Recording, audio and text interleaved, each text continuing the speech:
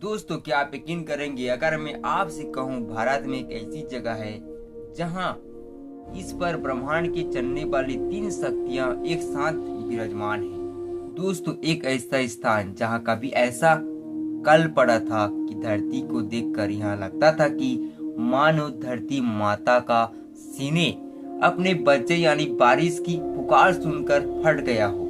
आज की कहानी एक ऐसे मंदिर की जो बाहर से देखने में एक आम शिव मंदिर जैसा लगता है, लेकिन जैसे ही आप इसके इतिहास में उतरते हैं, इसके रहस्य में कदम रखते हैं, आपको यह एहसास होता है कि यह सिर्फ एक मंदिर नहीं है, बल्कि रहस्य और शक्ति और चितवानी का संगम है। यह कहानी है महाराष्ट्र के नासिक में स्थित ताम्बिकेश्वर ज्योतिर्लिंग की। दोस्तों, दिल्ली से लगभग 1200 किलोमीटर दूर मौजूद है महाराष्ट्र का नासिक जिला, और यहीं पर ब्रह्मगिरी पर्वत की गोद में स्थित है ताम्बिकेश्वर महादेव मंदिर। यह वो स्थान है जहां पर भगवान शिव के साथ ब्रह्मा और विष्णु के भी दर्शन होते हैं। अन्य 11 ज्योतिर्लिंग में केवल भगवान शिव का वास माना जाता है, लेकिन यहाँ की विशेषता यह है कि लिंग के भीतर 3 छोटे छोटे लिंग है जो ब्रह्मा, विष्णु और महेश के प्रतीक माने जाते हैं। यही कारण है कि इसे ताम्बिकेश्वर कहा जाता है। इस मंदिर की बात की जाए तो यह काले पत्थर से बना है।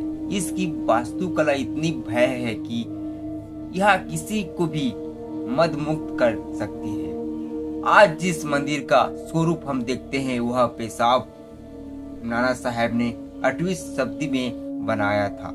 ऐतिहासिक दस्तावेज के अनुसार इस भव्य मंदिर को तैयार करने में उसे वक्त करीबन 16 लाख का खर्च आया था, जो उस कालखंड के हिसाब से एक विशाल राशि थी। अगर इतिहास में जाएं तो आज से हजारों साल पहले कहा जाता है कि यह भूमि ऋषि मुनियों की तपे भूमि हुआ करती थी। यहाँ पर ऋषि गौतम अपनी पत्नी अहल्या के साथ रहते थे। गौतम ऋषि कोई राजसी जीवन नहीं जीते थे, बल्कि एक साधारण जीवन को जी रहे थे। ईश्वर की पूजा करना, लोगों की सेवा करना उनकी दिनचर्या थी। लेकिन फिर एक बार क्षेत्र में अकाल पड़ा, धरती फटने लगी, नदियों सिमट गई और लोगों के सामने पानी की बड़ी समस्या खड़ी हो गई। तब ऋषि गौतम ने संकट को दूर करने के लिए इंद्रदेव को कठोर तपस्या की।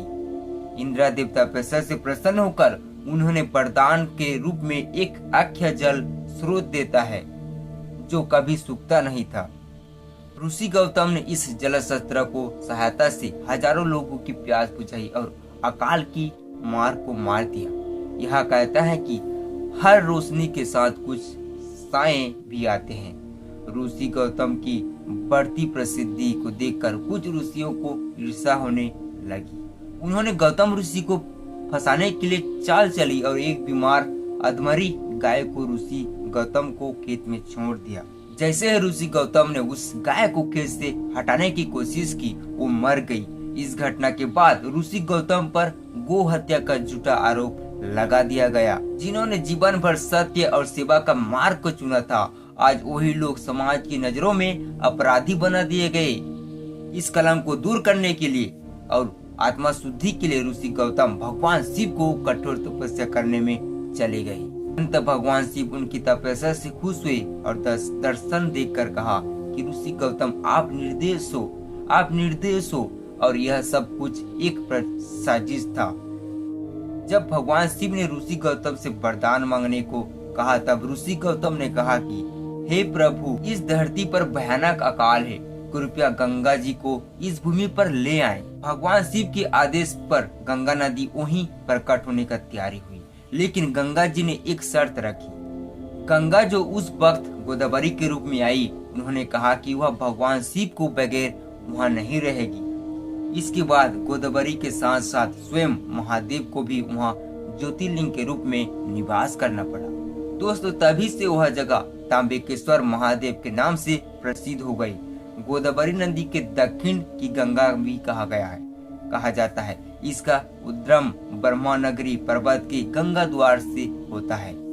ताम्बिकेश्वर महादेव मंदिर से जुड़ा है एक और रहस्य जो भयभीत करता है। यह कहा जाता है कि एक समय यह नासक नाम का एक हीरा हुआ करता था। ऐसे मान्यता है कि यहाँ हीरा भारत के प्रसिद्ध गोलकुंडा के खदानों से निकला था। वही खदाना जहाँ से दुनिया के मशहूर कहनूर हीरा भी प्राप्त हुआ। यह कहा जाता है कि नासा हीरा अपने कच्चे रूप में लगभग 90 कैरेट का था, लेकिन जब इसे तराशा गया तब यह घटकर 43 कैरेट का रह गया। एंग्लो मराठा युद्ध के बाद यह हीरा अंग्रेज के हाथ लगा और ड्यूक ऑफ वेस्टर्स के पास पहुंचा। मान्यता के अनुसार जब यह हीरा उनके पास था तो उनके जीवन में एक बाद एक दुख आते गए। हालांकि इतिहासकार और विशेषज्ञ इस हीरे को अभिशाप होने की दावा लेकर एकमत नहीं है। कुछ इसे स्वयं मानते हैं तो कुछ इसे मंदिर से लूटी गई संपत्ति का दुष्प्रभाव मानते हैं।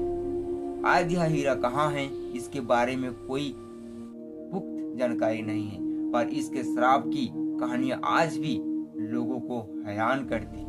मंदिर परिसर से कुछ ही दूरी पर स्थित कुशवंत कुंड पौराणिक मान्यता के अनुसार प्रारंभ में गोदावरी नदी स्थिर नहीं थी। वह ब्रह्मगिरि पर्वत से प्रकट तो होती लेकिन फिर अचानक गायब हो जाती। तब ऋषि गौतम ने कुश घास का प्रयोग करके गोदावरी के प्रवाह को एक स्थान पर रोक दिया। इसी कारण इस स्थान को कुशाव्रत कहा गया। ऐसे मान्यता है कुशाव्रत के कुंड में स्नान करने से मनुष्य अपने 7 जन्मों के पाप को मुक्त हो जाता है। जब नासिक में सिंहस्थ कुंभ का आयोजन होता है तो शिव संप्रदाय के नाग साधु और लाखों श्रद्धालु इस कुंड में आस्था की डुबकी लगाते। ताम्बिकेश्वर केवल दर्शन का स्थान नहीं है बल्कि ज्योतिष शास्त्र में बहुत महत्व रखता है। यह पूरे भारत में एकमात्र ऐसा स्थान है जहाँ पर काल सर्पदोष और नारायण नगबाली जी जैसी पूजा के विशेष फल मिलते हैं। माना जाता है कि यहाँ की गई पूजा से पितरों को शांति मिलती है और जातक के जीवन की बड़ी से बड़ी बाधाएं दूर हो जाती है। हर सोमवार को यहाँ पलकी निकाली जाती है और विशेष पावों पर भगवान ताम्बिकेश्वर का पंचमुखी स्वर्ण मुकुट भक्तों के दर्शन के लिए रखा जाता है।